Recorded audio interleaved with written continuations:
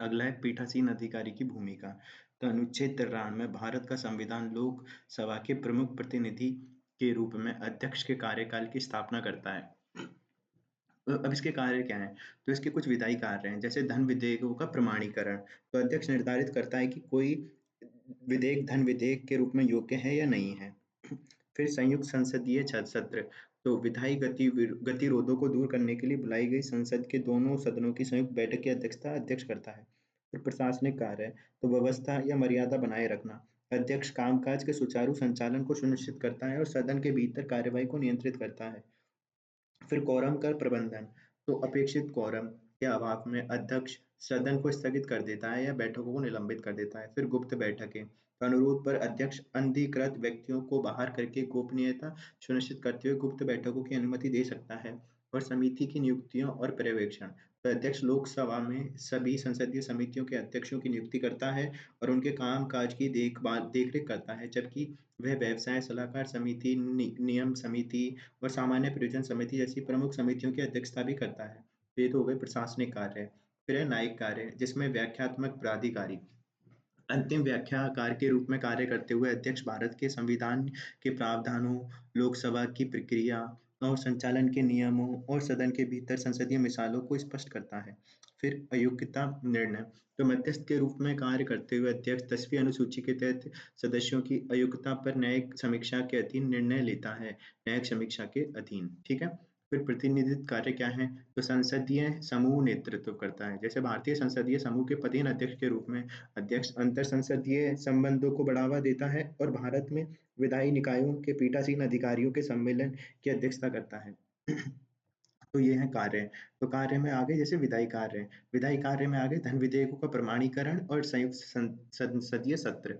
फिर है प्रशासनिक कार्य, उसमें व्यवस्था और मर्यादा बनाए रखना, ठीक है। फिर कोरम का प्रबंधन, गुप्त बैठकें और समितियों की नियुक्ति करता है। फिर न्यायिक कार्य, जिसमें व्याख्यात्मक प्राधिकारी होता है और अयोग्यताओं का निर्णय करता है। फिर प्रतिनिधि कार्य में जैसे संसदीय समूह का नेतृत्व करता है। तो ये हो गए इसके कुछ कार्य। फिर समस्याएं क्या हैं? तो निष्पक्षता सुनिश्चित करना, अध्यक्ष को निष्पक्ष होना चाहिए, लेकिन भारत में भी अक्सर पार्टी के टिकट के तहत चुने जाते हैं, जिससे उनकी पार्टी के पक्ष में राजनीतिक दबाव बनता है। ब्रिटेन में स्पीकर तटस्थ रहने के लिए अपनी पार्टी से इस्तीफा दे देता है। यह प्रथा भारत में नहीं अपनाई जाती है। फिर दल विदल विरोधी कानून का प्रबंधन, तो बदल विरोधी कानून के तहत विधायकों को अयोग्य ठहराने में स्पीकर की भूमिका को आलोचना और अदालती चुनौतियों का सामना करना पड़ा है। उदाहरण के लिए उत्तराखंड और अरुणाचल प्रदेश में सरकारों को बर्खास्त करने से पहले स्पीकर ने विधायकों को उन तरीकों से अयोग्य घोषित कर दिया जो सत्तारूढ़ दलों का समर्थन करते प्रतीत होते थे। फिर विवेकाधीन शक्ति का प्रयोग, तो आधार विधेयक को राज्यसभा की जांच को दरकिनार करते हुए विवादास्पद रूप से धन विधेयक के रूप में, तो सॉरी आधार विधेयक है ना, उसको राज्यसभा की जांच को दरकिनार करते हुए विवादास्पद रूप से धन विधेयक के रूप में पेश किया गया। तो विवेकाधीन शक्ति का प्रयोग। फिर अध्यक्ष के निर्णयों में पर समीक्षा, तो अमेरिकी प्रणाली के विपरीत अध्यक्ष के निर्णय अंतिम होते हैं और अपील के अधीन नहीं होते। क्योटो होलोहान मामले में सुप्रीम कोर्ट ने फैसला सुनाया कि स्पीकर के फैसले की न्यायिक समीक्षा के अधीन है। फिर संसद में व्यवधान से निपटना, तो बार बार होने वाले व्यवधानों से चर्चा के लिए समय कम हो जाता है और अध्यक्ष की निष्पक्षता पे सवाल उठते हैं। फिर आगे की राह क्या है? तो दल बदल विरोधी कानून में अध्यक्ष की भूमिका को सीमित करना। केशव मेघचंद्र सिंह मामले में सर्वोच्च न्यायालय ने सुझाव दिया था कि वर्तमान प्रणाली, जिसमें अयोग्यता याचिकाओं पर अध्यक्ष द्वारा विचार किया जाता है, को स्थायी न्यायाधीकरण द्वारा प्रतिस्थापित किया जा सकता है। फिर ब्रिटेन का मॉडल अपनाएं, ब्रिटिश परंपरा का पालन करते हुए राजनीतिक दलों को निष्पक्षता सुनिश्चित करने के लिए चुनाव के दौरान अध्यक्ष का विरोध करने से बचना चाहिए। फिर है प्रदर्शन आधारित निरंतरता, तो पेज समिति जिसका नेतृत्व वी एस पेज ने सिफारिश की, यदि अध्यक्ष निष्पक्षता और दक्षता प्रदर्शित करते हैं तो उन्हें अगली संसद में बने रहने की अनुमति दी जानी चाहिए। फिर भविष्य की राजनीतिक भूमिकाएं प्रतिबंधित करें, तो यह प्रस्तावित किया गया है कि अध्यक्ष को कुछ अपवादों के साथ आजीवन पेंशन प्रदान करते हुए भविष्य के राजनीतिक पदों के लिए अयोग्य होना चाहिए। तो ये आगे की राय है, ठीक है। फिर इसमें देखें अपन, एक संपन्न लोकतंत्र के लिए सतर्क संसद आवश्यक है। इस संस्था की प्रभावशीलता इसके पीठासीन अधिकारियों पर बहुत अधिक निर्भर करती है। निर्णय लेने में अध्यक्ष की निष्पक्षता, और निष्पक्षता और स्वायत्तता सुनिश्चित करना महत्वपूर्ण है। अगला है दल बदल विरोधी कानून। तो 1985 के 52वें संविधान संशोधन अधिनियम द्वारा संविधान में 10वीं अनुसूची जोड़ी गई, जिसमें दल बदल के कारण विधेयकों को अयोग्य ठहराने की प्रक्रिया का उल्लेख किया गया।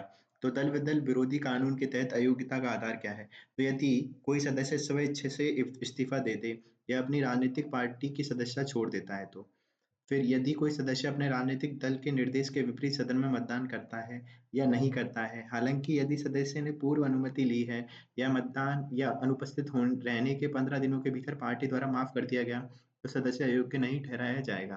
फिर चुनाव के बाद एक स्वतंत्र उम्मीदवार के रूप में एक पार्टी में शामिल होना और मनोनीत सदस्य नियुक्ति के 6 महीने बाद किसी पार्टी में शामिल होना। तो ये है इसके अयोग्यता का आधार। फिर दल बदल विरोधी कानून के अपवाद क्या है? तो विलय अपवाद पहला, किसी राजनीतिक दल का विलय तब होता है जब उसके 2/3 सदस्य सहमत होते हैं। विलय के कारण छोड़ने वाले सदस्यों को कानून के तहत अयोग्यता से छूट दी गई है।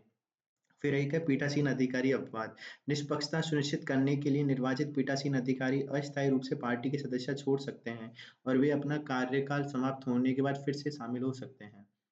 तो ये हो गए अपवाद 2 हैं, ठीक है? पीठासीन अधिकारी और विलय अपवाद। फिर संवैधानिक और कानूनी प्रावधान क्या है? तो 10वीं अनुसूची 1985 में 52वें संविधान संशोधन अधिनियम द्वारा प्रस्तुत किया गया। यह दरअसल दल-बदल के कारण सदस्यों की अयोग्य घोषित करने के लिए प्रक्रियाओं और मानदंडों की रूपरेखा तैयार करता है। फिर 2003 का 91वां संशोधन अधिनियम। संशोधन ने पार्टियों में विभाजन की अनुमति देने वाले प्रावधान को समाप्त कर दिया। और इससे पहले अगर किसी विधायक दल के 1/3 सदस्य दल-बदल करते थे, तो इसे कानूनी विभाजन माना जाता था। किसी राजनीतिक दल से संबंध फिर है इसका बी, तो किसी राजनीतिक दल से संबंधित सदन का सदस्य जो दल-बदल के लिए 10वीं अनुसूची के तहत अयोग्य है, उसे मंत्री के रूप में नियुक्त होने के लिए भी अयोग्य ठहराया जाएगा। फिर तीसरा क्या है? लोक प्रतिनिधि अधिनियम 1951 की अधिनियम की धारा 8 दल-बदल सहित संसद और राज्य विधानसभाओं के सदस्यों की अयोग्यताओं के आधार निर्धारित करती है। यह अधिनियम दल-बदल के विरोधी मानदंडों का उल्लंघन करने पर अयोग्यता और दंड के लिए कानूनी प्रावधान करके 10वीं अनुसूची का पूरक है। तो इसके क्या प्रावधान है वो अपन ने देखे। तो इसके 3 हैं, ठीक है? तो एक तो है 10वीं अनुसूची, फिर एक है 2003 का 91वां संशोधन और लोक प्रतिनिधि अधिनियम, ठीक है? फिर महत्व क्या है इसके? तो भ्रष्टाचार, खरीद फरोख्त का मुकाबला। दल-बदल विरोधी कानून भ्रष्टाचार से लड़ने और संसद में खरीद फरोख्त को रोकने के लिए महत्वपूर्ण भूमिका निभाता है। इससे भारत में आयाराम गयाराम की ऐतिहासिक मुद्दे को प्रभावी ढंग से संबोधित करते हैं। फिर सरकारी स्थिरता सुनिश्चित करना, तो सदस्यों को पार्टी की निष्ठा बदलने से रोककर यह कानून सरकार के भीतर स्थिरता बनाए रखने के में महत्वपूर्ण योगदान देते हैं। फिर तीसरा, पार्टी अनुशासन को बढ़ावा देना, तो दल-बदल विरोधी कानून यह अनिवार्य करके पार्टी अनुशासन को बढ़ावा देते हैं कि निर्वाचित प्रतिनिधि अपनी-अपनी पार्टियों के प्रति बनाए रखें, ठीक है? वफ़ादारी बनाए रखें। फिर मतदान जनादेश को कायम रखना, मतदाता पार्टी की नीतियों के आधार पर उम्मीदवार को चयन करते हैं। दल-बदल विरोधी कानून यह सुनिश्चित करता है कि उम्मीदवार उन मतदाताओं के प्रति वफ़ादार रहें, जिन्होंने उन्हें चुना। फिर है विलय के माध्यम से पार्टी के पुनर्गठन को सुगम बनाना। तो 2017 में तमिलनाडु में एआईडीएमके गुटों का विलय दर्शाता है कि दल-बदल विरोधी कानून विधायिकाओं के भीतर लोकतांत्रिक पुनर्संरेखण प्रक्रियाओं को कैसे नियंत्रित करते हैं। फिर है छठा, राजनीतिक भ्रष्टाचार में कमी और शासन में सुधार अधिनियम के रूप में सरकार को दल-बदल और अस्थिरता की चुनौती से मुक्त कराता है। फिर सातवां, राजनीतिक दलों को संवैधानिक मान्यता। अब इसकी समस्याएं क्या हैं? तो परिभाषा में अस्पष्टता, दल-बदल विरोधी कानून का एक बड़ा दोष दल-बदल की सटीक परिभाषा का अभाव। पीठासीन अधिकारी और अदालत दोनों ने कानून की रचनात्मक व्याख्या की है। पीठासीन अधिकारियों द्वारा दिए गए पहले के फैसलों और संसदीय प्रक्रियाओं के नियमों, सम्मेलनों और विसंगतियों को जन्म देने वाले औचित्य के आधार पर अपने फैसले और घोषणाएं दी हैं। फिर दूसरा, इसी तरह अधिनियम के कुछ प्रावधान अस्पष्ट हैं और कई व्याख्याओं के लिए खुले हैं। उदाहरण के लिए, स्वेच्छा से पार्टी की सदस्यता छोड़ना का मतलब औपचारिक इस्तीफे से कहीं ज़्यादा हो सकता है। रवि एस नाइक मामले में सुप्रीम कोर्ट ने फैसला सुनाया कि किसी सदस्य का आचरण भी पार्टी छोड़ने का संकेत दे सकता है। फिर पक्षपातपूर्ण पीठासीन अधिकारी, अयोग्यता के मामले पर निर्णय लेने में अध्यक्ष सभापति के अधिकार के परिणाम स्वरूप अक्सर सत्तारूढ़ दल के पक्ष में पक्षपातपूर्ण निर्णय होते हैं। उदाहरण के लिए मणिपुर में याचिकाओं के बावजूद स्पीकर ने सुप्रीम कोर्ट के हस्तक्षेप तक 2 साल से अधिक समय तक दल बदल करने वाले मंत्री को अयोग्य घोषित करने में देरी की। फिर चौथा, प्रतिनिधि लोकतंत्र के विरुद्ध। लोकतंत्र में एक प्रतिनिधि की दो व्यापक रूप से स्वीकृत भूमिकाएं हैं, जैसे एक सांसद के रूप में और निर्वाचन क्षेत्र के एक प्रतिनिधि के रूप में और एक राष्ट्रीय विधायक के रूप में। दल बदल विरोधी कानून उन्हें सिर्फ पार्टी का एजेंट बना देता है। फिर विधायकों की अभिव्यक्ति की स्वतंत्रता। आलोचकों का तर्क है कि दल बदल विरोधी कानून व्हिप लागू करके विधायकों की अभिव्यक्ति की स्वतंत्रता पर अंकुश लगाता है। यह सीमा प्रस्तावित कानून पर चर्चा में बाधा डालती है। फिर अयोग्यता के लिए समय सीमा का अभाव है। हालांकि अयोग्यता का त्वरित कार्रवाई की उम्मीद की जाती है, लेकिन कोई सख्त समय सीमा नहीं है, जिससे लंबे समय तक देरी होती है। मणिपुर में 7 विधेयकों ने 2007 के चुनावों के बाद पार्टियां बदल ली, फिर भी स्पीकर ने सुप्रीम कोर्ट के हस्तक्षेप तक 2020 तक कोई कार्रवाई नहीं की।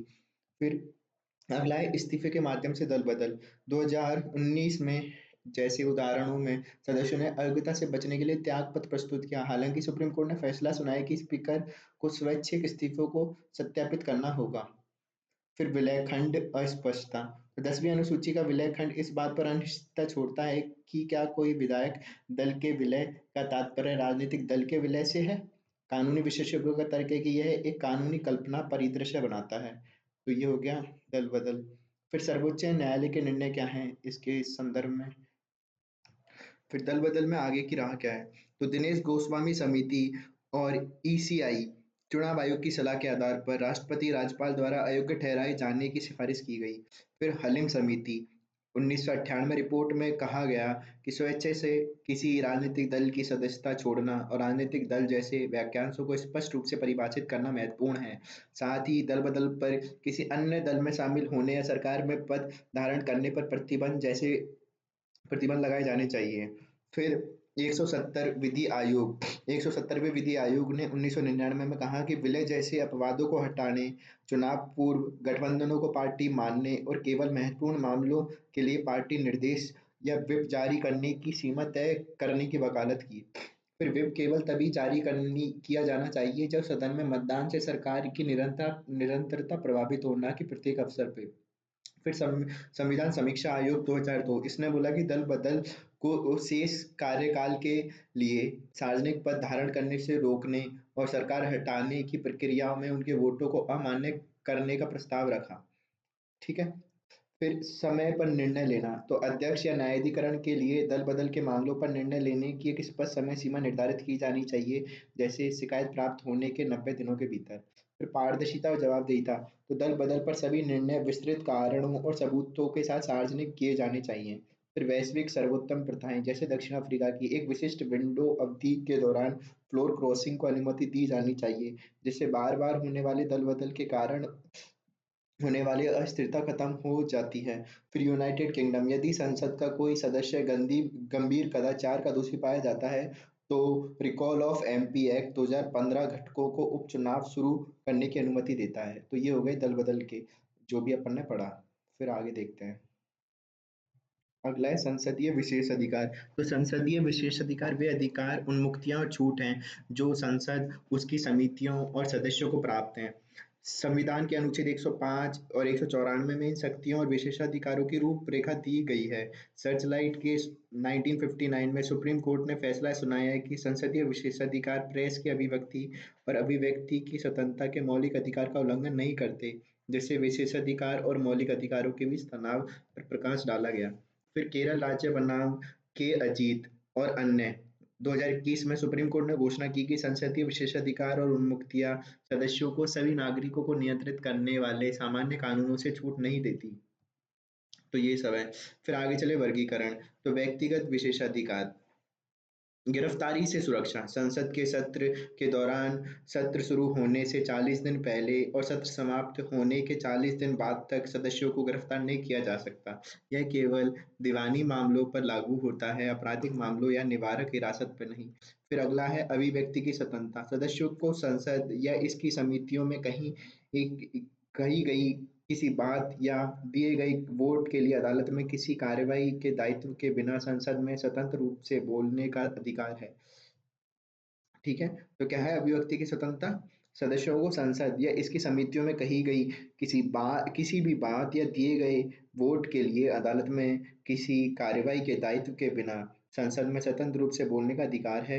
यह स्वतंत्रता संवैधानिक प्रावधानों और संसदीय नियमों के अधीन है। फिर सामूहिक विशेषाधिकार होते हैं, ये तो व्यक्तिगत हो गए, अभिव्यक्ति की स्वतंत्रता और गिरफ्तारी से सुरक्षा। फिर सामूहिक विशेषाधिकार जैसे प्रकाशन का अधिकार, 1978 का 44वां संविधान संशोधन अधिनियम प्रेस की गुप्त सूत्र के मामले को छोड़कर पूर्व अनुमति के बिना संसदीय कार्रवाई की सच्ची रिपोर्ट प्रकाशित करने की अनुमति देता है। फिर है अजनबियों का बहिष्कार। तो प्रत्येक सदन अजनबियों को अपनी कार्रवाई से बाहर कर सकता है और महत्वपूर्ण चर्चाओं के लिए गुप्त बैठकों का आयोजित कर सकता है।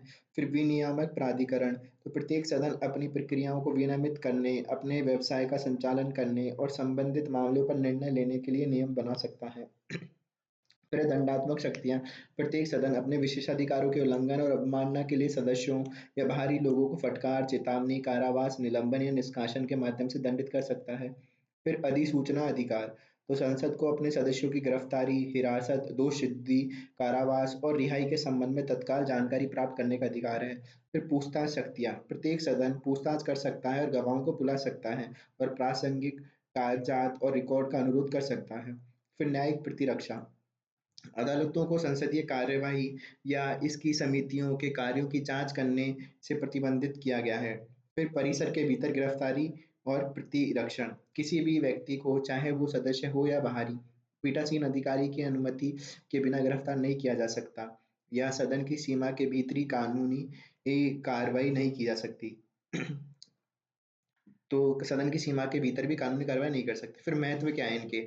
तो विधायी स्वतंत्रता और स्वायत्तता का संरक्षण, ठीक है। फिर खुली और ईमानदार बहस को प्रोत्साहित करना। फिर है प्रभावी सरकारी जांच को सक्षम करना, ठीक है। जैसे कि विशेषाधिकार संसदों को उनके कर्तव्यों से संबंधित कानूनी कार्रवाइयों से बचाते हैं, जिससे वे सरकार की प्रभावी ढंग से जांच कर पाते हैं। फिर सदन के भीतर व्यवस्था और अनुशासन सुनिश्चित करना। तो विशेषाधिकारों में अनुशासन लागू करना शामिल है, जैसे कि अव्यवस्थित आचरण के लिए सदस्यों को निलंबित करना। फिर संसद की गरिमा और सम्मान को कायम रखना। अपनी कार्रवाई को विनियमित करने का अधिकार यह सुनिश्चित करता है कि संसद न्यायिक हस्तक्षेप से मुक्त होकर अपने नियमों और प्रक्रियाओं के अनुसार संचालित हो। फिर जवाबदेही कायम करना। तो विशेषाधिकार सुनिश्चित करते हैं कि सदस्यों को विधायी ढांचे के भीतर उनके कार्यों के लिए जवाबदाही ठहराया जा सके। फिर आगे चलें तो समस्याएं क्या हैं? तो संहिताकरण का अभाव और अस्पष्टता और असंगत व्याख्याओं की ओर ले जाता है। तो संहिताकरण का अभाव है जो अस्पष्ट और असंगत व्याख्याओं की ओर ले जाता है। फिर समानता के विरुद्ध है।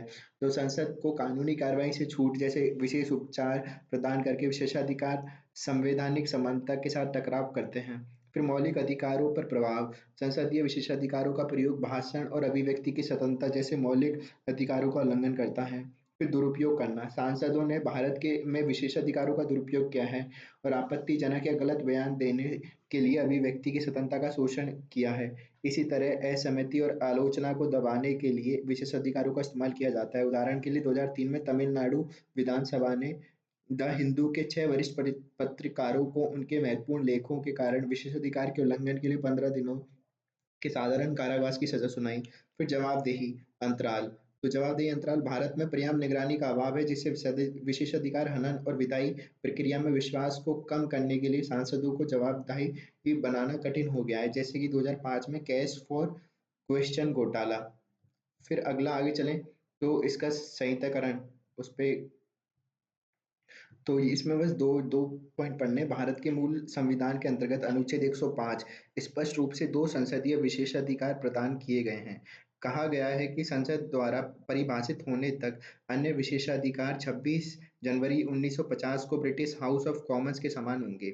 तो भारत में भी बताए नहीं है। फिर 44वां संवैधानिक संशोधन 1978 में इसका अर्थ बदले बिना इसे दोबारा दोहराया गया और यह कहते हुए कि अतिरिक्त विशेषाधिकार तब तक वैसे ही बने रहेंगे जब तक कि संसद उन्हें परिभाषित नहीं कर देती। आज तक सभी संसदीय विशेषाधिकारों को संहिताबद्ध करने के लिए कोई व्यापक कानून नहीं बनाया गया है, इसलिए मूल प्रावधान अभी भी लागू होते हैं, अभी भी वही लागू हो रहे हैं, ठीक है।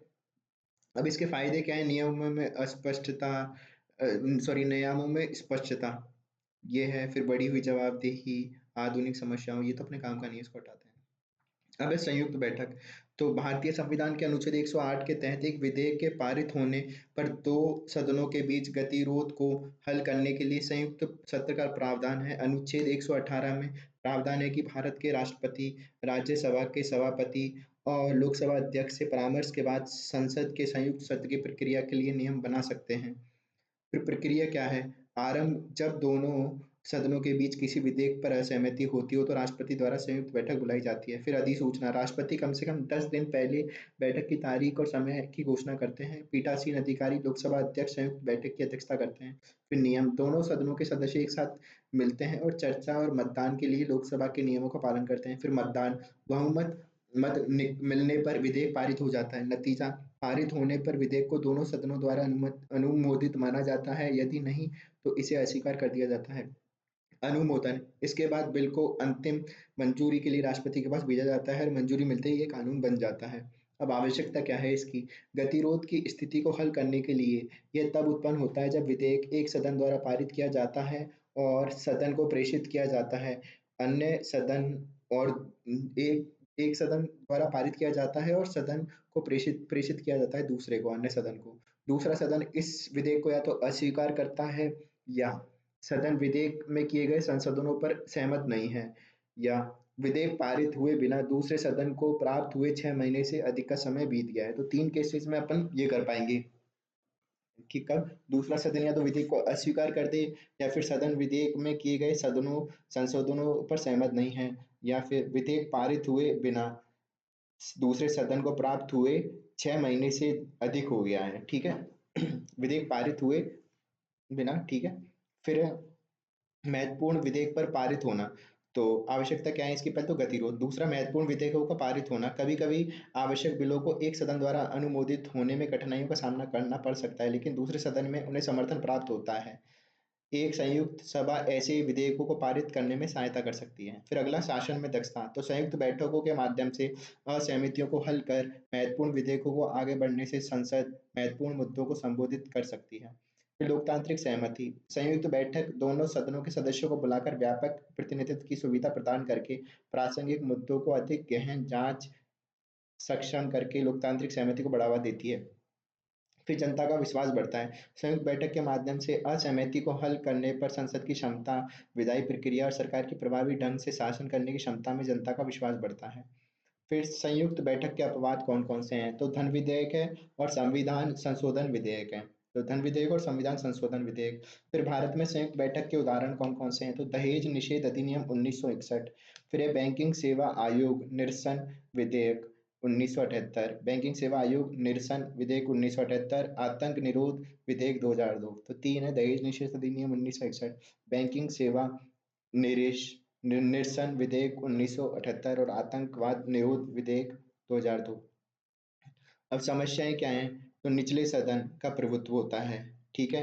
फिर संघीय गतिशीलता पर प्रभाव डालता है, ठीक है, क्योंकि राज्यों के हितों का प्रतिनिधित्व करती है राज्यसभा, पर संयुक्त बैठक में इन हितों को दरकिनार कर सकती है। संयुक्त बैठक इन हितों को दरकिनार कर सकती है। फिर गुणवत्ता की कीमत पर समझौता। तो संयुक्त बैठक में आम सहमति तक पहुंचने की आवश्यकता के लिए परिणाम स्वरूप ऐसे समझौते हो सकते हैं जो कानून की गुणवत्ता या प्रभावशीलता को कमजोर कर सकते हैं। फिर छोटे दलों का कम प्रतिनिधित्व। तो छोटे दलों के सदस्य या स्वतंत्र प्रतिनिधि संयुक्त बैठक में खुद को हाशिए पर महसूस कर सकते हैं। फिर जनता के विश्वास पर प्रभाव। तो गतिरोध के कारण कानून पारित करने के लिए बार बार संयुक्त बैठकों का सहारा लेना संसदीय प्रक्रिया को प्रभावकारिता में जनता का विश्वास कम हो जाता है। तो समस्या है इसकी कि निचले सदन का प्रभुत्व होता है, संघीय गतिशीलता पर प्रभाव डालता है।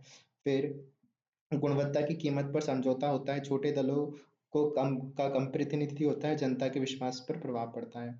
अब आगे की राह क्या है? संघीय प्रतिनिधित्व को मजबूत बनाना चाहिए, अल्पसंख्यकों की आवाज को सशक्त बनाना, ठीक है, क्रॉस पार्टी सहयोग को प्रोत्साहित करना और प्रक्रियात्मक नियमों को सुव्यवस्थित करना।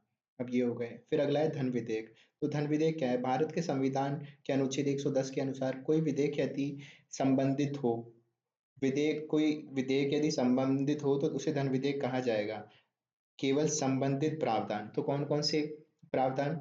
किसी भी कर का अधिरोपण, उन्मूलन, छूट, परिवर्तन या विनियमन। तो किसी भी कर का तो या तो अधिरोपण यानी लगा रहे हैं, उन्मूलन कर रहे हैं, छूट दे रहे हैं, परिवर्तन कर रहे हैं, विनियमन कर रहे हैं।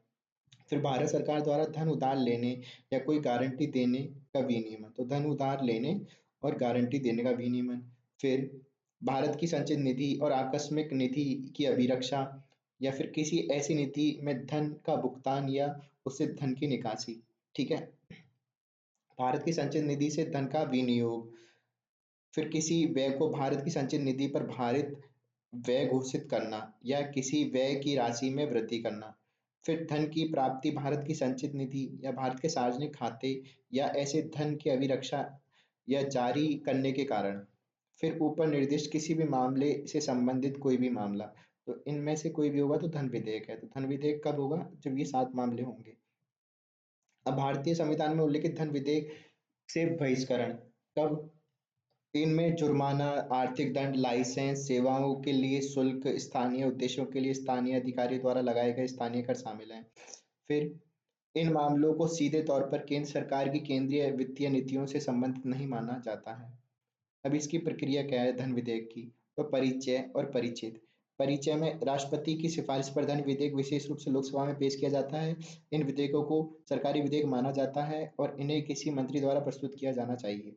फिर राज्यसभा की भूमिका। राज्यसभा केवल सिफारिशें कर सकती है और विधेयक को अस्वीकार या परिवर्तित नहीं कर सकती। यदि कोई सिफारिश हो तो उसे 14 दिन के भीतर लोकसभा को वापस करना होता है।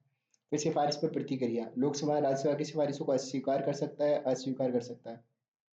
यदि स्वीकार कर लिया जाता है तो विधेयक को संशोधित रूप में दोनों सदनों द्वारा पारित माना जाता है। यदि खारिज कर दिया जाता है तो विधेयक को लोकसभा द्वारा पारित करके उसके मूल स्वरूप में पारित किया जाता है।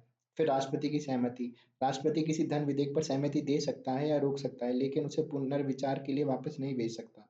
आमतौर पर राष्ट्रपति धन विधेयक को मंजूरी दे देते हैं क्योंकि इसे पूर्व अनुमति के साथ पेश किया जाता है। अब आवश्यकता क्या है? तो शीर्ष विधान की सरकारी जवाबदेही, बजट क्रियान्वयन, सार्वजनिक धन पर नियंत्रण, विधायी गतिरोध को रोकता है और आर्थिक स्थिरता लाता है, वित्तीय अनुशासन, कानूनी और वित्तीय स्पष्टता, राजकोषीय नीति का। तो ये सब इसकी। एक टॉपिक है संसद में महिला प्रतिनिधित्व। हाल ही में संविधान विधेयक 2023 या संशोधन अधिनियम संविधान विधेयक 128वां है ना, या फिर संविधान संशोधन 106वां, जो कि लोकसभा राज्य विधानसभाओं में महिलाओं के 33% सीट आरक्षित करने की मांग करता है, संसद के दोनों सदनों द्वारा पारित किया गया।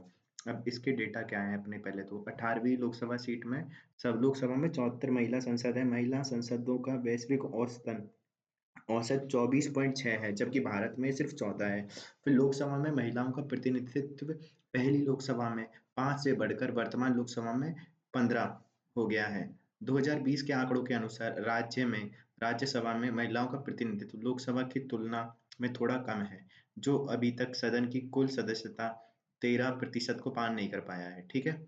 फिर स्वीडन, नॉर्वे, दक्षिण अफ्रीका जैसे स्कैंडिनेवियन देशों की राष्ट्रीय विधायकों में 45% से अधिक महिलाओं का प्रतिनिधित्व है। फिर राज्य विधानसभाओं में कुल सदस्यों में औसतन 9% महिलाएं हैं। फिर है, किसी भी राज्य की विधानसभा में महिलाओं का प्रतिनिधित्व 20% से अधिक नहीं है। 18% महिला विधायकों के साथ छत्तीसगढ़ सबसे अधिक प्रतिनिधित्व वाला है, और जबकि हिमाचल प्रदेश में सिर्फ एक महिला विधायक है और मिजोरम में एक भी महिला विधायक नहीं है। अब आवश्यकता क्यों है? संसद में महिलाओं का कम प्रतिनिधित्व है। इससे अंतर संसदीय संघ की संसद में महिला रिपोर्ट 2021 के अनुसार राष्ट्रीय विधायकों में सेवारत महिलाओं की संख्या के मामले में भारत 140 अन्य देशों से नीचे है। भारत के निचले सदन में महिलाओं का प्रतिशत नेपाल, पाकिस्तान, श्रीलंका जैसे पड़ोसी देशों की तुलना में कम है। तो यहाँ पे कम प्रतिनिधित्व। दूसरी आवश्यकता है, महिलाओं से संबंधित मुद्दों को संबोधित करने के लिए भारत में जरूरी है, जैसे कि महिलाओं के खिलाफ अपराधों का उच्च प्रतिशत है। कितना है? महिलाओं के खिलाफ एनसीआरबी के अकॉर्डिंग 4.45 लाख से अधिक अपराध हर 51 मिनट में एक अपराध हो रहा है। तो 4.45 लाख से अधिक अपराध हुए हैं और हर 51 मिनट में एक, एनसीआरबी के अकॉर्डिंग। फिर कार्यबल में महिलाओं की कम भागीदारी है, तो पीएलएफएस जो है उसके अकॉर्डिंग 37% महिलाएं ही अपने एलएफपीआर में है। ठीक है। फिर है जो कम पोषण स्तर है, तो national health family health survey NFHS उस पाठ से पता चला है कि प्रजनन आयु की 57% महिलाएँ एनीमिया से पीड़ित हैं। ठीक है, तो एनएफएचएस पाठ से पता चला है कि 57% महिलाएँ तो एनीमिया पीड़ित हैं। कार्यबल में अपने पीएलएफ है, उसमें 37% महिला ही हैं, एलएफपीआर में, लेबर फोर्स पार्टिसिपेशन में। फिर महिलाओं के खिलाफ जो अपराध हैं, उसमें कितने हैं? 4.45 लाख से अधिक और हर 51 मिनट में 1 अपराध हो रहा है। फिर संसद में महिलाओं का प्रतिनिधित्व बढ़ने से ऐसे कानूनों का विकास और क्रियान्वयन हो सकता है जो महिलाओं के अधिकारों, सुरक्षा और हितों को प्राथमिकता देते हैं। फिर पंचायती राज संस्थाओं से साक्ष्य मिले हैं, जैसे पश्चिम बंगाल और राजस्थान में पंचायतों पर एस्थर डोल्फ और राघवेंद्र चट्टोपाध्याय के 2004 के एक पेपर में पाया कि महिला नेता सार्वजनिक वस्तुओं में अधिक निवेश करती हैं और पंचायत बैठकों में महिलाओं की बढ़ती भागीदारी सुनिश्चित करती हैं। फिर आर्थिक प्रदर्शन में सुधार के लिए ज़रूरी है, जैसे कि संयुक्त राष्ट्र विश्वविद्यालय के शोध के आधार पर महिला विधेयकों ने अपने पुरुष पुरुष समकक्षों की तुलना में अपने निर्वाचन क्षेत्रों के आर्थिक प्रदर्शनों को 1.8% अधिक बढ़ाने की सूचना दी है। फिर धारणा बदलने के लिए तो महिला राजनेताओं में वृद्धि से महिलाओं को केवल गृहिणी के रूप में की छवि रूढ़िवादी छवि को बदलने में मदद मिलेगी और महिलाओं को कानून निर्माता के रूप में धीरे-धीरे स्वीकार किया जाएगा। ठीक है? अब ये है। फिर लोकतंत्र को मजबूत बनाना, तो निर्णय लेने की प्रक्रिया में महिलाओं को शामिल करने से पक्षपात रहित विभिन्न मुद्दों पर लिंगों के बीच निष्पक्ष बातचीत और विचार विमर्श को बढ़ावा देकर लोकतंत्र को पुनर्जीवित किया जाएगा।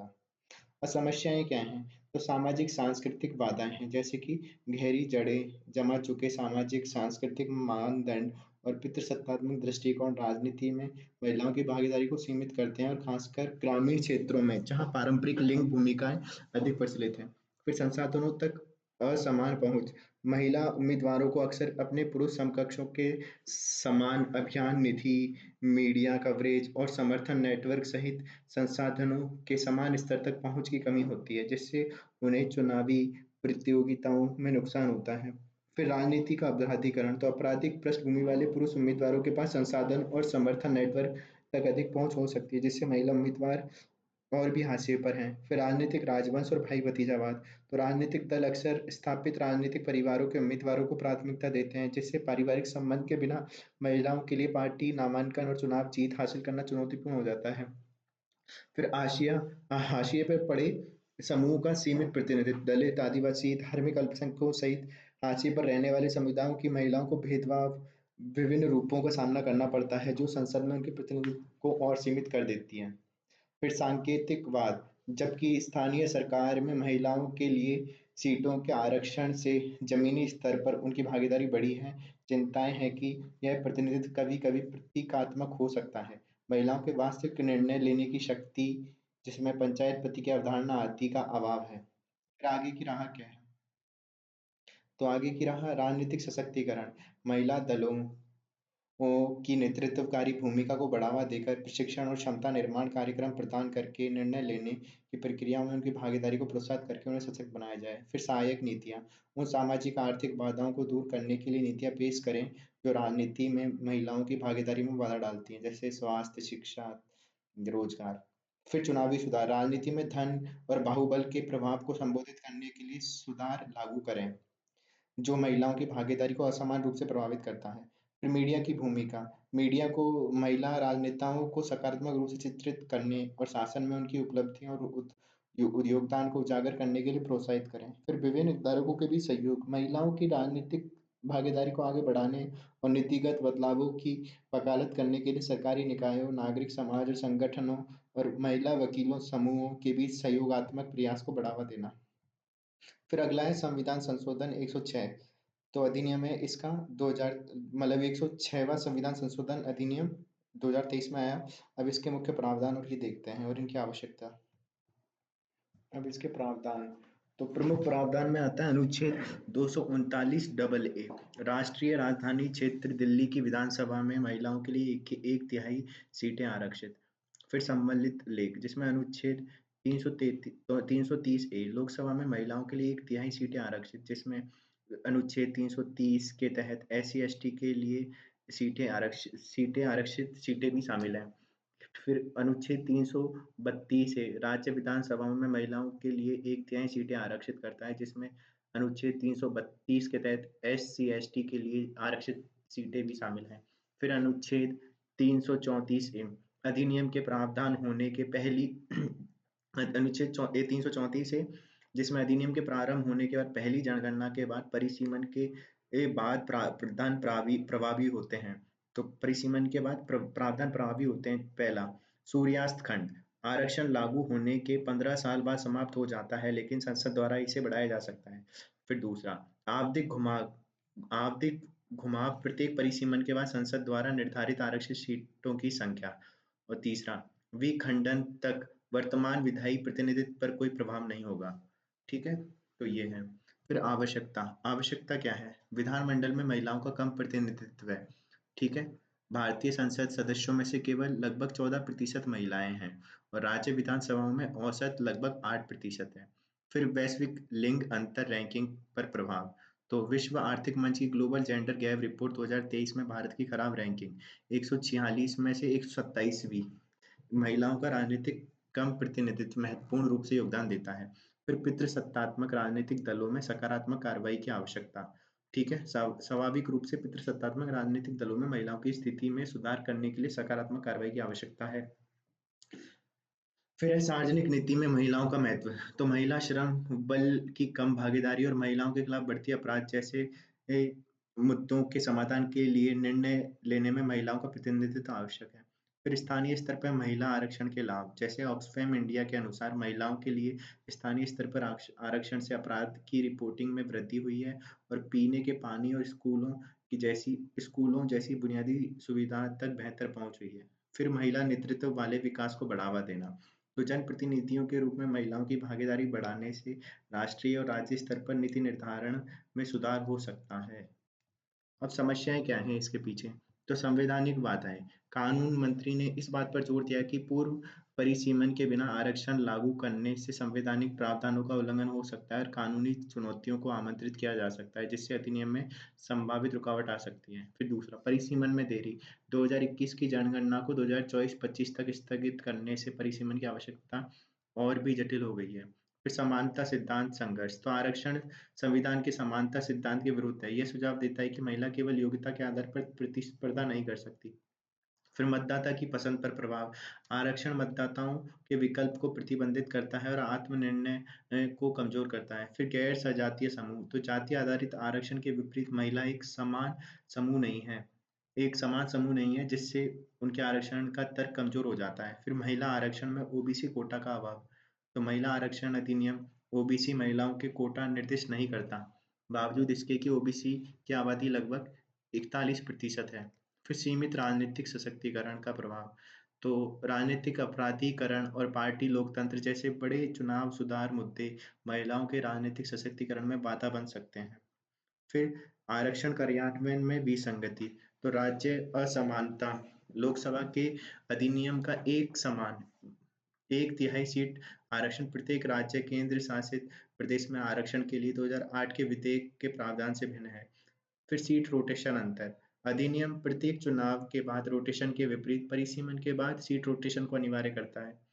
फिर तीसरा, उच्च सदनों में आरक्षण का अभाव है। सीमित समिति की सिफारिश के बावजूद यह अधिनियम राज्यसभा और विधान परिषदों में महिलाओं के लिए सीटें आरक्षित नहीं करता। अब आगे की राह क्या है? समय पर कार्यान्वयन सुनिश्चित करना।